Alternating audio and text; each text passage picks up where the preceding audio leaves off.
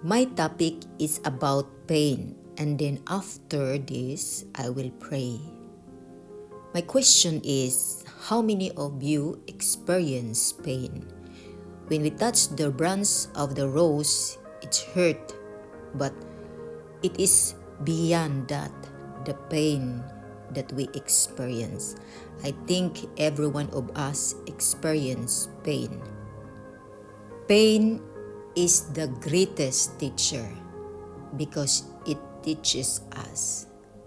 There are many kinds of pain, but the type of pain that we have to acknowledge very often is the pain that we experience when God is disciplining us. He tells us that He disciplines every son He loves, every daughter He loves. Hebrews chapter 12 verse 5 and 6. And have you forgotten the exhortation addressed to you as a sons? My son, do not scorn the Lord's discipline or give up when He corrects you. Verse 6. For the Lord disciplines the one He loves and chastises every son He accepts. How many of you pray that the pain will be gone? That even in the middle of the night or the whole night you are crying, did the pain go away? Some of us grow from the experience and others do not. What makes the difference? Is your attitude toward correction, or whether someone rebukes comes from God or He uses someone else? What is your attitude towards it? Do you get defensive or angry? When the wound still in your heart, do you accept the reproof or reject it? God makes it very clear which way He wants you to go. He says, if you had responded to my rebuke, I would have poured out my heart to you and made my thoughts known to you. Proverbs 1 verse 23.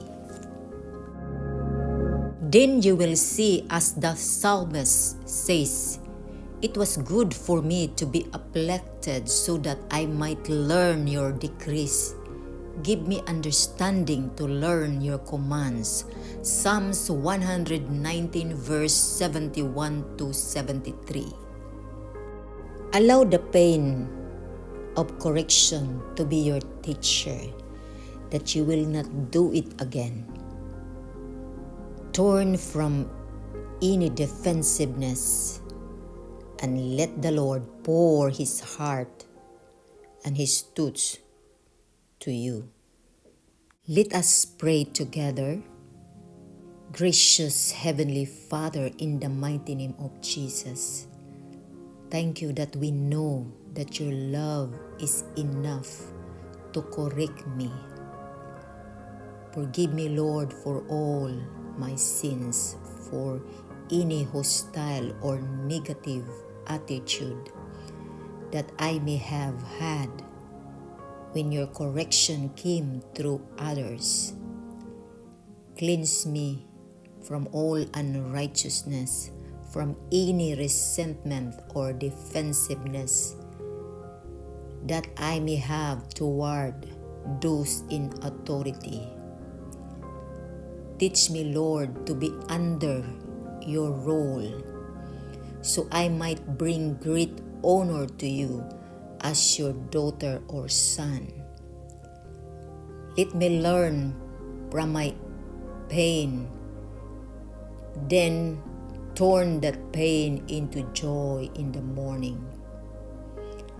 Hallelujah. In the mighty name of Jesus Christ. Amen and amen.